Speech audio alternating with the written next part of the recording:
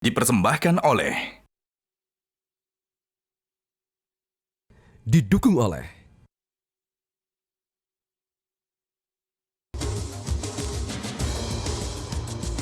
Sebelum kita berikan kesempatan kepada pasangan 02 untuk menanggapi mengenai persoalan di MK, tadi ada pertanyaan yang tertunda tadi dari Bang Rey. Bang Rey, silakan Bang Rey. Saya mau nanya sederhana aja sebetulnya. Dalam catatan saya setidaknya ada 2 pernyataan Pak Prabowo itu yang mengatakan begini. Ada sudahlah, pahamlah kita ini, ayolah gitu. Nah ini yang saya mau tanyakan kepada Pak Prabowo. Karena pernyataan itu disampaikan ke Anies, disampaikan juga ke Ganjar gitu. Ya. Apa sih maksud dari Pak Prabowo dengan pernyataan itu? Yang mana sih Bang Rey, yang kita bukan anak kecil lagi lah. Iya, pahamlah kita. Kurang lebih sama-sama tahu lah Iya, gitu tahu ya. lah, paham. Mau saya pertanyakan apa sih yang dimaksudkan oleh Pak Prabowo dengan kita sama-sama tahu lah. Apa yang sama-sama diketahui itu? Silakan, mau Mas Hasan atau Kang Aceh? Mas Hasan dulu. Ya. Gini, Pak Prabowo itu nggak suka menyerang orang secara langsung walaupun bahan itu sudah di mulutnya dia. Kalau kita bicara soal etika, sangat mudah Pak Prabowo menyerang Mas Anies balik, tapi tidak dilakukan. Kemarin juga kita sarankan itu, tapi beliau tidak mau lakukan itu. Kalau kita bicara etika, kan nggak cuma di MK yang ada masalah etika. Dalam hubungan politik juga ada etika. Ada yang dulu pernah bilang, jangan harap saya akan jadi calon presiden selama Pak Prabowo jadi calon presiden. Saya tidak akan menjadi bagian dari orang yang mengkhianati Pak Prabowo. Sudah dia langgar semua itu. Tapi secara hukum dia sah untuk menjadi calon presiden. Ada orang yang mengikat koalisi dengan Pak Prabowo, terus tiba-tiba dalam 2-3 hari belok dia. Ya kan?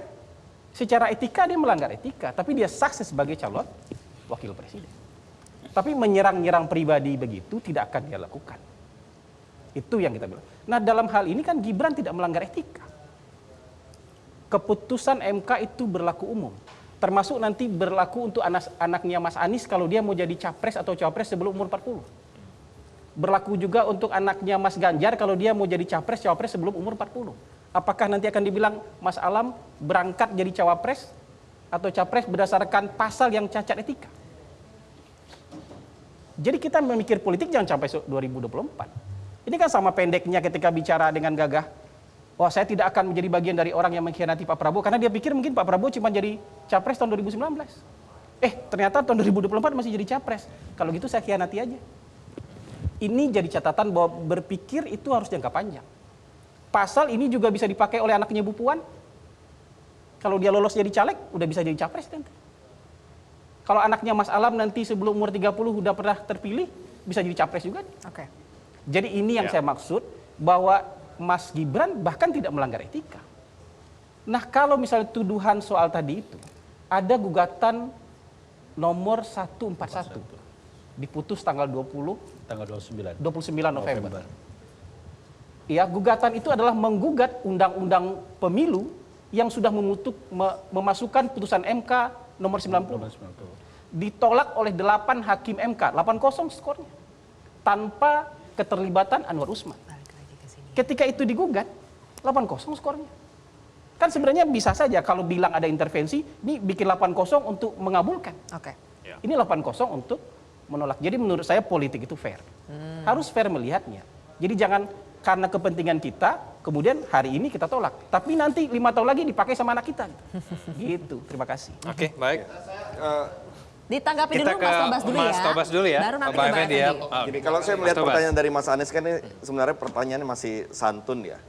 Kalau kita mau lebih tegas lagi sebenarnya kan pertanyaannya bukannya bagaimana perasaan Bapak. Tapi pertanyaannya mengapa Bapak tidak malu gitu kan. Mendaftar, kan konteksnya begitu, mendaftar dengan perubahan satu ketentuan undang-undang yang didasarkan pada putusan MK yang sudah dinyatakan dalam prosesnya melanggar etik. Itu kan kembali lagi soal karakter tadi ya. Kembali pada karakter, kalau misalnya seperti ini akan tercatat dalam sejarah bangsa ya bahwa proses ini perjalanannya seperti itu. Apakah tidak malu kan begitu? Sebenarnya kalau mau lebih lugas seperti itu. Nah, itu yang pertama. Yang kedua, ya, ini saya mau luruskan sedikit tadi soal 141. 141 itu betul memang ditolak oleh Mahkamah Konstitusi. Tapi poinnya adalah itu kewenangan dari pembentuk undang-undang. Nah, jadi dia tidak kemudian membenarkan yang tidak sekedar dianggap membenarkan yang lalu, tapi justru meluruskan bahwa ini sebenarnya adalah kewenangan dari pembentuk undang-undang. Nah, yang berikutnya adalah ya, ketika memang kita ingin bersama-sama membereskan persoalan bangsa ini, maka persoalan-persoalan yang ini kan juga harus kita beresin. Tadi kan sudah ditambahkan oleh Mas Anies soal kita sudah terbiasa dengan memudahkan dengan ordal tadi, orang dalam. Ya. Ini udah jadi budaya ya. Oke. Termasuk kalau ketika ordal itu juga dipakai dalam proses seperti pencapresan ini, itu kan parah gitu loh. Nah, yang hal-hal seperti inilah yang kita harapkan ada perubahan. Nah, itulah yang akan diperjuangkan oleh Mas Anies. Saya boleh Ya. nambahin sedikit? Boleh ke Bang Effendi, baru kita ke Mas Hasan. Oke ya, supaya nanti siapa tahu bisa menanggapi ini. Saya mau, walaupun makin malam, soal yang ini saya makin semangat nih. Untuk membedakan dua hal. Walaupun saya lihat sebelah sana udah curi-curi minum kopi loh dia. Kelihatan dari sini. Saya mau membedakan dua hal, pelan-pelan. Apa itu? Hal yang pertama, kalau ada perjanjian antar pribadi yang melanggar etika. Itu Ya. kan tadi yang mau disebutkan, itu lain. Betul ya, ada orang janji kalau Anda majukan saya, nanti saya nggak jadi capres deh.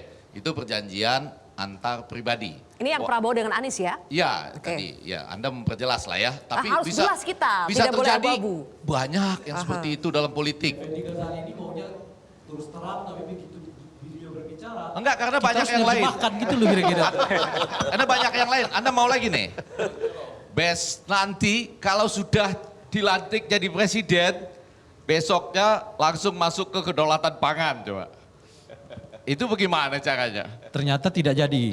Oh iya, itu kan Oh, ini kalimat-kalimat yang yang Presiden sudah Jokowi membisiki ke Ganjar. Iya, itu Harus kan. kita lagi yang Pribadi-pribadi ngasih tahu ya kan. Ya, saya mau nyampe ke sana. Tapi saya mau bagi dua. Saya mau mengatakan di sisi yang lain, Ya. enggak boleh undang-undang yang dihasilkan dari proses yang melanggar etika berat. Baca bukunya siapa tadi? Saya lagi mau nyari e-booknya itu ya kalau dapat. Ya, itu tidak boleh digunakan oleh siapa saja. Nggak boleh ke depan digunakan oleh anak Ganjar, anak siapa nggak boleh. Ya, nah tetapi tentu saja yang sekarang kita hadapi ini adalah kenyataan praksis maka, ya praksis itu artinya dengan itu dia bisa maju. Oke. Karena bisa maju maka tergantung pada rakyat. Cuma saya mau bilang begini, ini menarik ya. Bahwa ini pertanyaan dalam debat yang disebut attacking question, tetapi nggak berhasil. Kenapa nggak berhasil? Karena lihat ya, menjelaskannya lama bener. Ini tadi ya, setelah dijelaskan Abraham Samad, sama Bang Ray Ray. Rangkuti, ditambah lagi oleh Mas Tobas. Tobat, ya, baru kita dapat gambaran.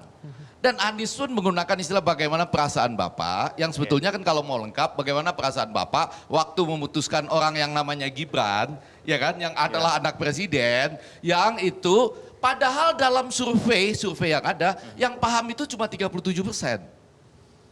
Oke. Nah sekarang ingin ditambah supaya lebih banyak yang paham, tapi waktu mengajukan pertanyaan 2 menit itu nggak cukup, ditambah lagi dengan bahasa yang malu-malu. Ya. Bagaimana perasaan Bapak? Coba kalau dijawab oleh Pak Prabowo, saya biasa-biasa aja.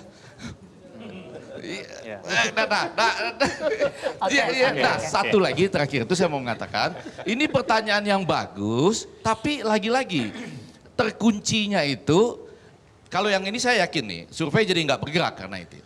Jadi attacking, tapi dia harus Hasil lebih lugas survei beda lagi bahasanya, ya. dan ditambah penjelasannya ini selama ini loh ini. Iya, iya. Dan Oke. Pak Prabowo gampang jawabnya tadi ya, sudah mengatakan ya udah Dan ini sudah final, silakan pada rakyat. Tapi kalau kami ketiga panelis yang di sini akan mengatakan ini hasil putusan MK ini tidak boleh nanti dipakai oleh anaknya Ganjar, anaknya Ray Rangkuti, baik. anaknya Oke. Abraham Samad dan lain-lain. Kecuali dalam tanda petik tadi saya dengar istilah dari Abraham Samad, saya ulang lagi kalau nggak setuju boleh protes saya, kecelakaan sejarah pada tahun 2024 ini. Oke.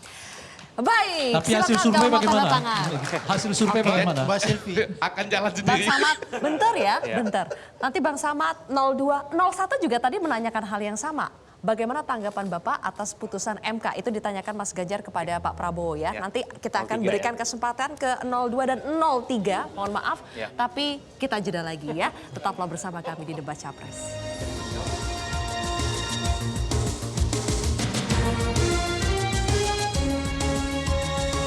Jelajahi cara baru mendapatkan informasi. Download Metro TV Extend sekarang.